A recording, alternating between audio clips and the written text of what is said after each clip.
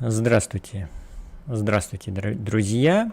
Это Анапа, меня зовут Александр, вы смотрите канал Альбатрос, и сегодня у нас обзор анапских новостей. Я думаю, новостей много, и среди них есть новости не совсем приятные, даже можно сказать, очень печальные, но мы начинаем. Новости мы смотрим с вами вместе. Я перед этим никак не готовлюсь, в этом фишка, то есть я для себя открываю все новости так же, как и вы, впервые. Поэтому рубрика моя называется «Живые новости Анапы».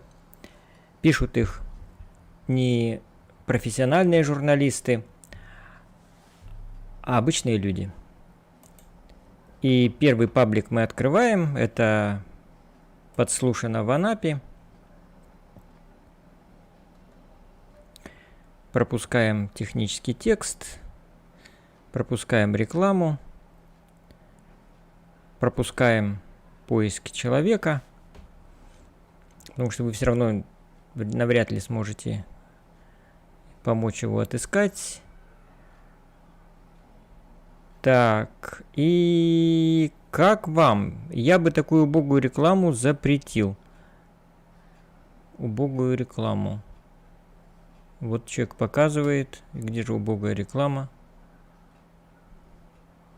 Ну понятно, просто обрывки какие-то висят. Ну, это так. Такая реплика. Вчера, друзья мои, опять прошел ливень. Ну, я был дома, смотрел на этот ливень из окна с лоджии. Люблю ливни, люблю грозы. Вот. Но последствия, к сожалению, их очень печальны. Сегодня жена пошла на работу и говорит, звонит мне. Я еще сидел, чай пил утром. Она говорит, Саша, ты здесь выйди, посмотри, тут такая грязь, так натекло на тротуар, на пешеходную дорожку, вот, которая ведет к рынку. Это просто ужас. Вот. Ну, я не пошел, не стал это снимать, не стал расстраиваться. Но луж у нас хватает в Анапе, это точно. Я бы хотел, кстати, у меня...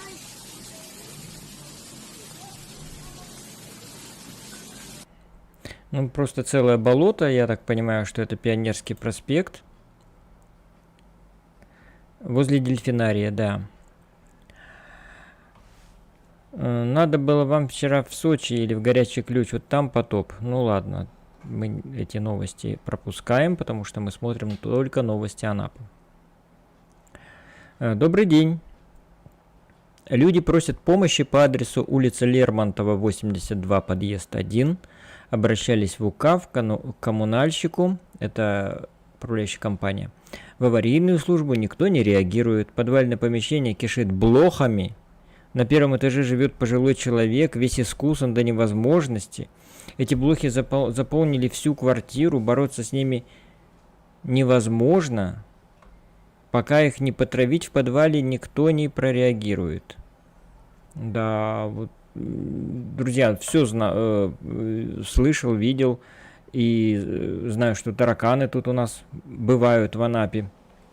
Мы сами вот боролись с ними в старой квартире, и тоже, кстати, из-за соседей на первом этаже, которые не очень так чистоплотно, были не очень чистоплотными, неаккуратно жили неряшливо в квартире, и, понятно, тараканы расплодились по всему дому. Потом соседи выехали, квартиру протравили, подвал протравили, и тараканов в доме не стало. Поэтому, да, вот бывает такое. Дело житейское, как говорил Карлсон. Приехали с Крымского района в Алексеевку, в детскую поликлинику, в инфекционное отделение. Простояли на улице в очереди 2,5 часа с ребеночком, которому 1,8 месяцев, который очень плохо себя чувствовал. Очередь еле двигалась, на улице стояло еще 8 семей с такими же малышами. Да. Это, я так понимаю, день... Нет, это не день ребенка там. А может быть и день, да, вот этих вот грудничков. Так, врачи, никуда не торопясь, принимали людей как тюлени. Итог таков, что мы прождали 2,5 часа для того, чтобы врач написал нам список таблеток, которые нам до этого говорила скорая. Ребенку все равно плохо, никаких мер не было принято. Ну, это, друзья мои, мы тоже вот родители со стажем. У нас тоже, знаете, когда Маша себя плохо чувствовала, понятно, что там вызывали скорую или врача вызывали на дом. Вот. Или приходили просто к врачу, и врач задавал такой вопрос. Чем лечитесь? Что пьете? Мы ей говорили, ну, Наташа уже тоже опытная мама.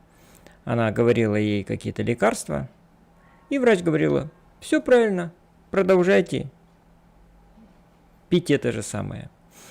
Вот. Иногда было, ну, Маша пила и выздоравливала, естественно. Было и такое, когда врач прописывала кучу каких-то таблеток, мы приходили домой, естественно, не покупали эти таблетки, потому что зачем их покупать, они дорогие, это раз. А во-вторых, есть такая народная мудрость, что если лечи простуду или не лечи ее, все равно через 7 дней все пройдет. И народное средство, там лимончик, обильное питье, там еще какие-нибудь морсики, ну в крайнем случае парацетамол. Все, болезнь проходит. Понятно, болезнь рознь, но вот такие вот простые болячки, так скажем, это вот так вот. И врачи так относятся, и родители мудрые, в общем-то, сами выходят из положения. А что нам от врача нужно? Только справка, чтобы только в школу потом ее предоставить, и все. Вот и все. Друзья, и все неравнодушные, дочитать до конца пост, и, может быть, у кого-то ёкнет сердце. И судьба мальчика наконец-то счастливо сложится. Опять собака. Ох уж эти сердобольные наши читатели, как они вот этих собак любят. Но это, я не знаю, это на хорошее качество. Хорошее.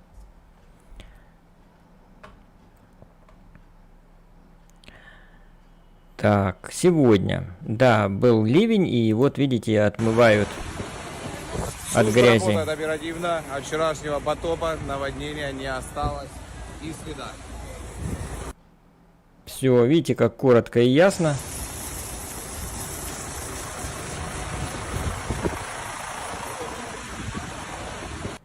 Да, видишь. Вот человек, пожалуйста, народный репортер.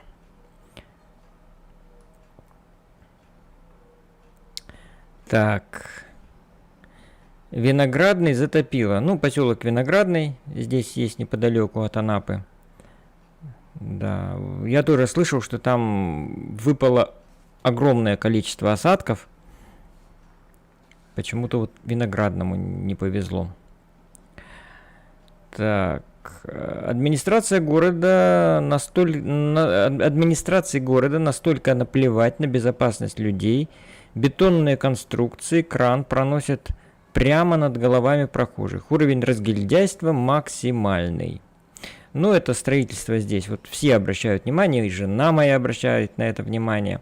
Это вот строительство вот этого абсолютно ненужного, дурацкого надземного пешехода вот тут вот на улице Крестьянской и Солдатских матерей. Это просто выбрасывание денег на ветер. Вот увидите. Добрый вечер. Парк в Анапске, где гуляют дети, родители. Просьба, следите за своими детьми. Так. 18:00. Вчера мы проходили мимо парка. Впереди нас шел мужчина в длинных шортах и светлой футболке, бородатый. И в конце забора, не доходя до заправки, он свернул в кусты и начал там шуршать, чтобы обратили внимание. И достал показывать свое то, что в штанах.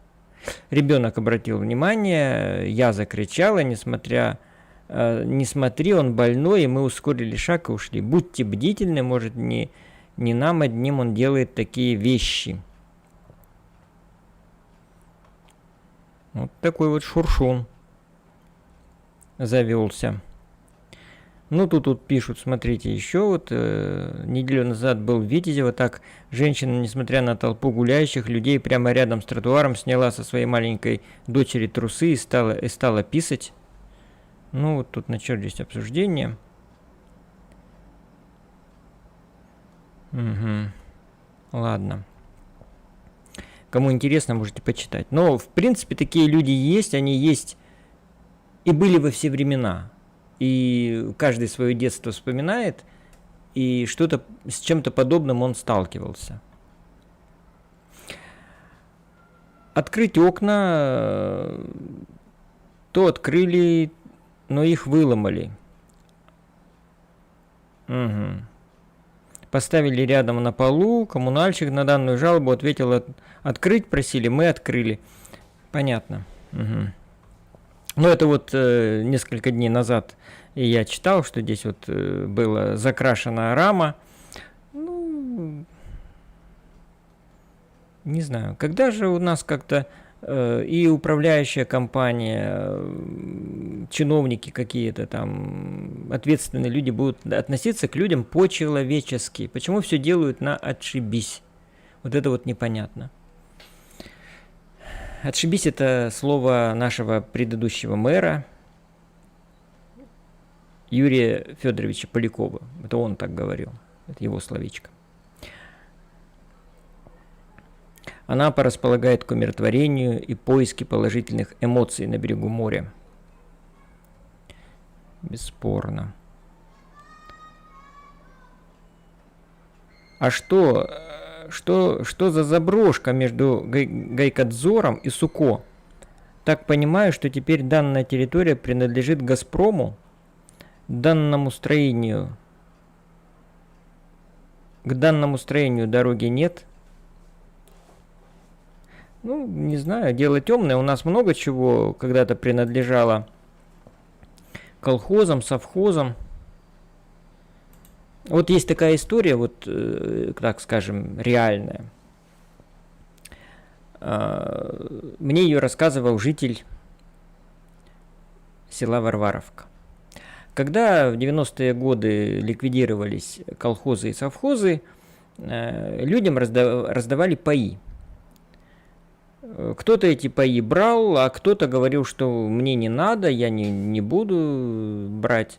Вот. Ну и, понятно, взяли те, кто смотрел, так скажем, с какими-то мыслями такими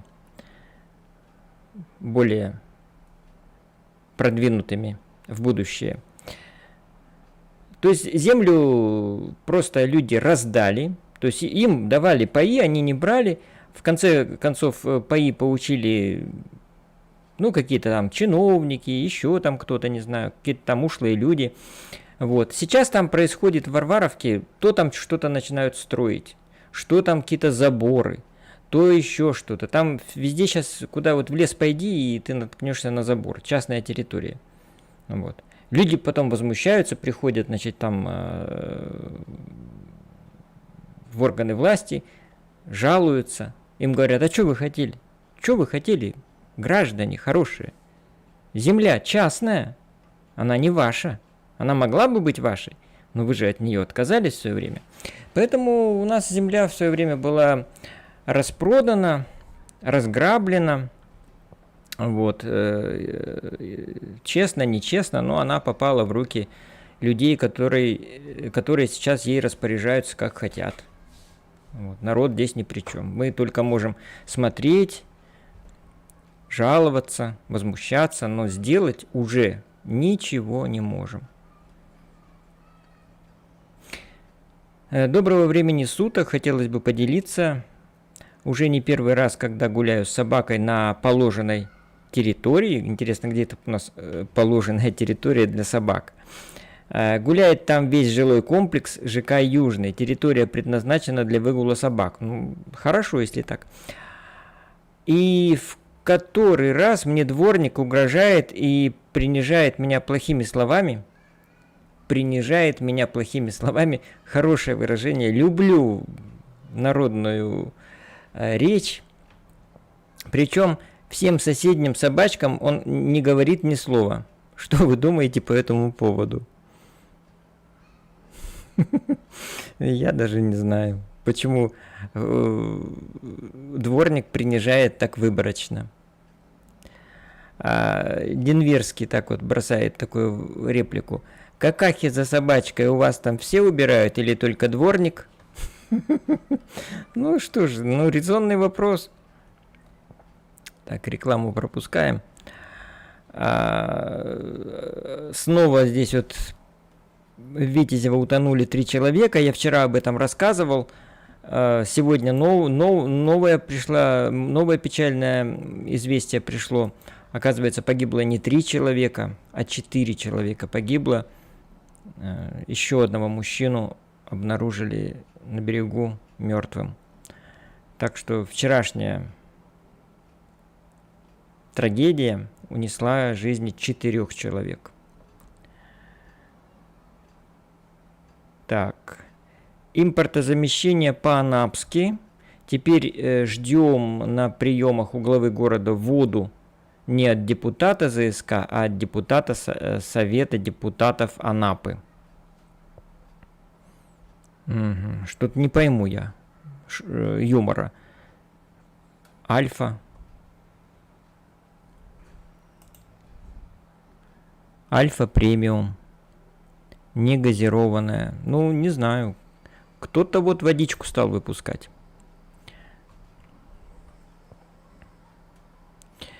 В Анапе 8 животных привьют от коронавируса.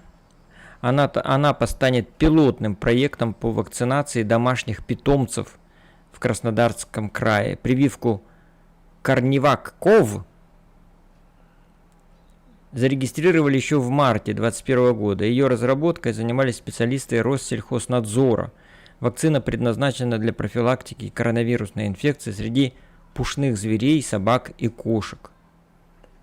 Вот. В Анапу доставят 8 доз и, интересно, кому же вколят? Наверное, каким-нибудь блатным кошкам и собакам. Тигун в море. Как себя вести? Ну, это совет. Вот я вчера про тигун рассказывал.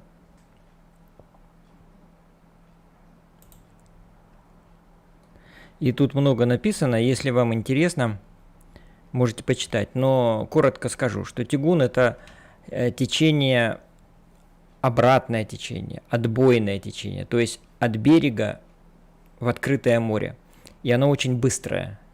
Достигает там, по-моему, 10 метров в секунду. Вот даже, по-моему, 15 может достигать, написано. Вот.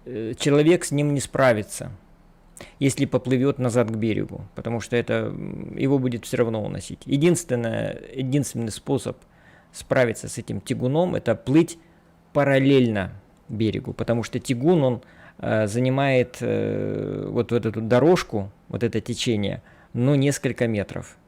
Я не знаю там сколько, пусть даже будет 10 метров, и 10 метров в бок вы можете все равно проплыть и оказаться уже там, где этого тигуна нет. И уже потом к берегу вы поплывете, и волны даже будут вас подгонять немножко. Опасная, да, штука тигун. Даже название такое страшное какое-то, такое тигун. Вообще ужас. Новая рубрика «Что скажут ЦУР?» В канун нового учебного года на территории, это 2020 года, на территории МБУ СОЖ-4 имени Евскина на улице Парковой, 29, начались работы по демонтажу старого и установке нового металлического ограждения со стороны улиц Гребенская и Парковая. Работы велись очень медленно, и видно было, что не успевают к 1 сентябрю. И что же там произошло-то? В общем, какая-то... Не будем читать, непонятно. Новость должна быть короткой. Вот настоящая новость, друзья мои, она должна заключаться в первых 2-3 фразах материала, а потом уже все остальное. Вся вода, разъяснение, все. Вот. Иногда новость может заключаться даже в самом названии. Но это редко бывает, потому что название оно как-то должно как-то заинтриговать. Вот. А заборчик ничего, да, смотрите, забор вполне такой. Не самый такой страшный. Нормальный забор, ажурный. Вот такой бы на кладбище бы сделали, на Анапском, со стороны набережной. Было бы здорово. В Анапе утонули 2 взрослых и 1 ребенок. Ну да, вот видите, нигде еще, вот сколько я читаю паблики, никто еще про 4-го погибшего не написал. Сейчас мы откроем типичную Анапу. Что там может быть в типичной Анапе? Еще 1 человек потерялся. Кстати, другой уже. Так. Реклама. Собачка-потеряшка. Вот этот второй потерявшийся. Кот плачет на Владимирской 69 уже 2 часа без остановки. Потерял, видимо, хозяина. Так, ничего нету почему-то. Ну вот тогда мы переходим через мой живой журнал, как вы знаете, да? Переходим. Давайте в Анапа Медиа сразу перейдем. Потому что блокнот Анапа как-то там, мы тоже туда перейдем, но сначала в Анапа Медиа. В Анапе проверят парк аттракционов. Ну, это нужно, конечно, проверять, потому что у нас в прошлом или в позапрошлом сезоне там случилась авария. Вот. Поэтому надо всегда проверять, конечно. Я вообще не понимаю, как все там работает. Столько железа, столько всяких там сочленений, цепей, электричества. И туда еще там все связано с риском для жизни, вот эти все аттракционы. Поэтому, конечно, надо все это контролировать. В Анапе таксист помог своей пассажирке расстаться с дорогим телефоном. Как это он помог ей? Интересно, интригующее название. Так, полицейские установили, что анапчанке стало плохо на улице Крымской, и прохожие вызвали ей такси, чтобы доехать до дома. По вызову приехал автомобиль Renault Logan. Добравшись до места, женщина попросила водителя проводить ее до двери квартиры, так как она плохо себя чувствовала и боялась упасть, потеряв сознание. Мужчина согласился. Открывая дверь, он достал свой телефон Samsung Galaxy S21 Ultra стоимостью более 110 тысяч рублей. Она достала. Открывая дверь, она достала, да, вот этот телефон дорогущий, включила фонарик и отдала таксисту, чтобы он подсветил, так как на лестничной клетке было темно. Женщина безуспешно несколько раз пыталась открыть замок, потом попросила мужчину взломать дверь, пояснив, что является хозяйкой квартиры и всю ответственность берет на себя. Тот, положив телефон себе в карман, сказал, что сходит в автомобиль за инструментом и попробует открыть дверь. Но сам просто уехал с чужим телефоном. Вот так. Да. Понятно, что потом все вернули. Но случай, конечно, очень странный. Очень странный какой-то, не знаю. Вот, наконец-то, в Анапе число утонувших 5 июля увеличилось до 4. По предварительным данным, нашли тело 47-летнего очевидца, который 5 июля в районе Витязева бросился в море спасать тонущих ребенка и 2 мужчин. Вот. В районе инцидента с погибшим ребенком обнаружено тело мужчины. Предварительно он похож на очевидца, который бросился спасать ребенка. Угу. Ну вот. Вот такая трагедия, друзья мои.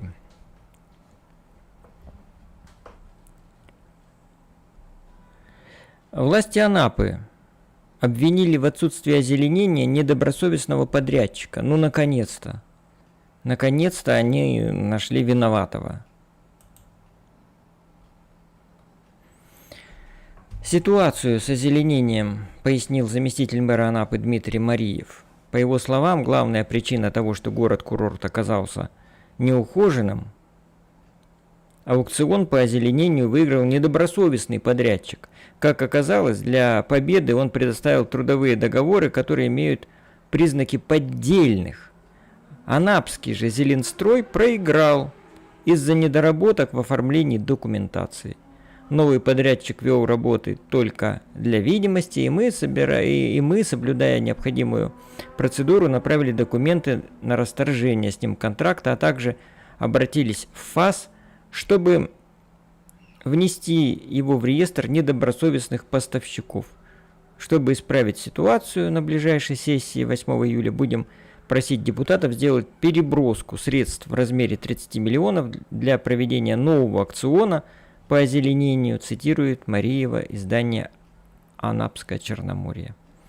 Вот так, друзья мои. Вот и раскрылся секрет, почему Анапа зачахла. В Анапе устраняют последствия ночных ливней. Это очень хорошо. Так. Сохраняется запрет на купание в море. Под Анапой из-за подтопления перекрыли автодорогу. Угу. Ну, это как-то не особо меня интересует.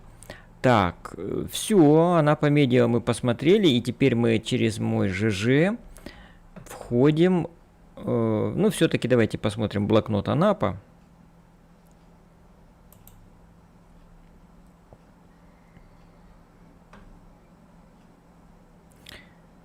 Всплыли кверху спиной. Очевидец рассказал о трагедии на пляже в Анапе. Вот такие страшные подробности. 5 июля на глазах многих туристов, отдыхающих на пляже Витязева, во время купания мальчика сбило с ног высокой волной и стало уносить в море. Двое мужчин бросились спасать мальчика, но сами попали в донное течение, которое в Анапе называют тягун. Все трое утонули. Еще одного купальщика удалось вытащить из воды на берег, а другой выбрался сам из водяной ловушки. Очевидец рассказал прокурору Анапы Александру Фоменко, как на его глазах произошла трагедия. Это случилось примерно в 11 часов утра на пляже Тартуга. До одного спасательный жилет доплыл. Еще один выплыл. Остальные на моих глазах кверху спиной всплыли, рассказал очевидец. Где же были настоящие спасатели? Где были их лодки? Где этот летающий дрон, который должен бросать спасательные круги, который так вот на всю страну рекламировали? Где это все было? А ничего на самом деле нет у нас.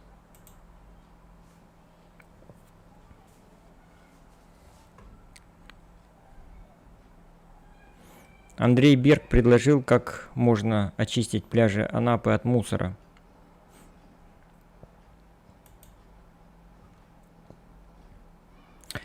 В редакцию пришло письмо. И, значит, предложение таково. Привлечь волонтеров, которые планомерно пройдут все пляжи и очистят их, убрав мусор. Вот так он предложил, так предложил. Слушайте, вообще молодец. Надо ему выдать орден. И второе, чтобы избежать дальнейшего загрязнения пляжа отдыхающими, на всех входах на пляже разместить картонные стаканчики с крышечками а-ля из-под кофе, мусорные контейнеры и плакаты с призывами или просьбами. Мелкий мусор, пробки, окурки, фантики складывать в них, то есть в эти вот а-ля кофе. По возможности собирать этот мелкий мусор рядом с местом, на который человек расположился. Да, ну слушай, голова. И вот этому человеку, который это предложил, ну надо сразу в Государственную Думу баллотироваться. Вот предложил, так предложил. Вот это так все. Это никто ж не мог додуматься до этого. Ой-ой. Так. В Анапе выявили еще 12 заболевших коронавирусом. Сводка на 6 июля. Давайте, друзья, глянем, как у нас по коронавирусу дела обстоят. Тут есть такая табличка. Вот смотрите, по России у нас. По России, да, по России что-то вниз пошло. Вот видите, по России чуть-чуть снизилось. Ну, оно вот так вот идет зигзагами. Но в целом идет вверх тенденция. И в Краснодарском крае. В Краснодарском крае тоже чуть-чуть какой-то на крючок пошло. Ну, может быть, и снижается, но все равно. Посмотрим, понаблюдаем, как дальше пойдет дело. 2 перекрестка в Анапе оборудуют светофорными системами. Сегодня новость была, посмотрим. Управление ЖКХ Анапы ищет подрядчика на установку светофоров на пересечениях улица Амелькова и Владимирская. Ну, ошибка просто, лишняя буква. А также Пионерского проспекта и Гостевого проезда. Появиться объекты должны уже в ближайшей перспективе. Вот. Ну, ладно, хорошо. Амелькова, Владимирская. Да, очень оживленный там перекресток. Конечно, там нужно.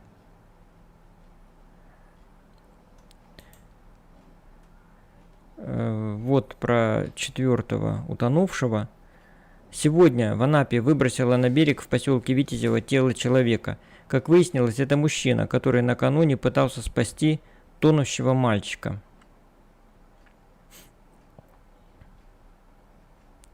Напомним, что трагедия произошла накануне.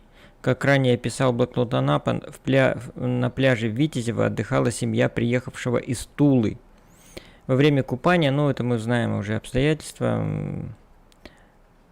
то есть погиб вот этот мальчик 13-летний и 36-летний его отец. И еще один мужчина 42 лет.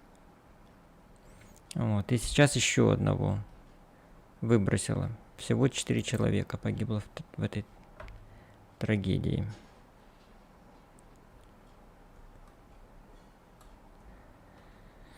Так, что у нас еще? Так, и еще у нас, что у нас остается посмотреть? Ну, давайте Анапское Черноморье.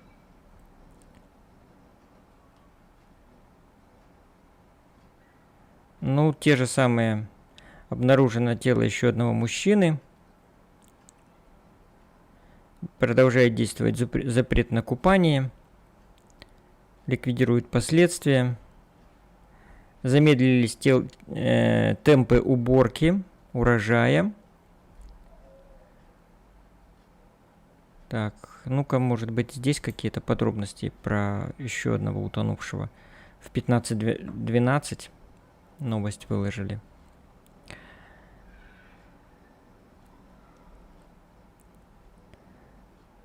Нет, только предположение, что это он тоже участвовал в спасении вот мальчика, но никаких подробностей пока нет. Будем ждать, когда появятся подробности.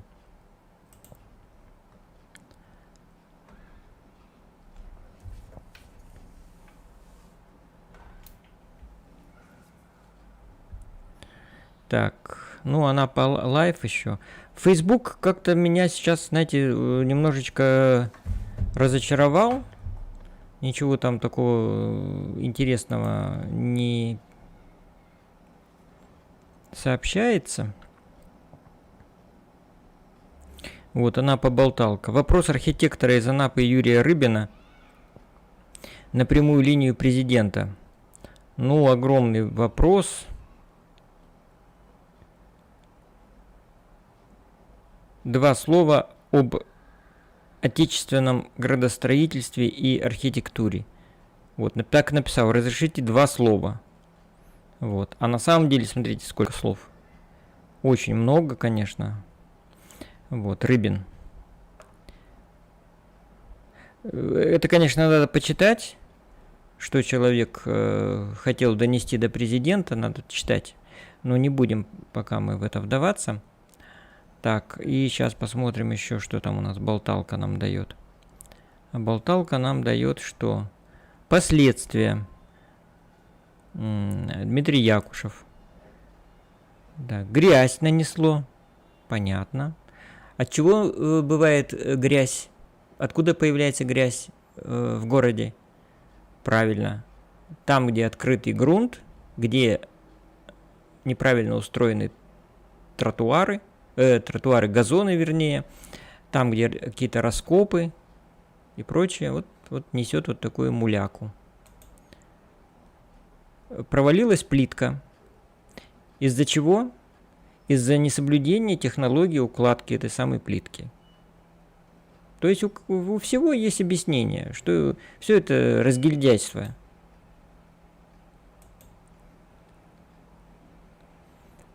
Ну, это видно, да, видимо, дорожники делали какой-то ремонт и не доделали. Здесь вот, видите, нанесло вот эту грязюку.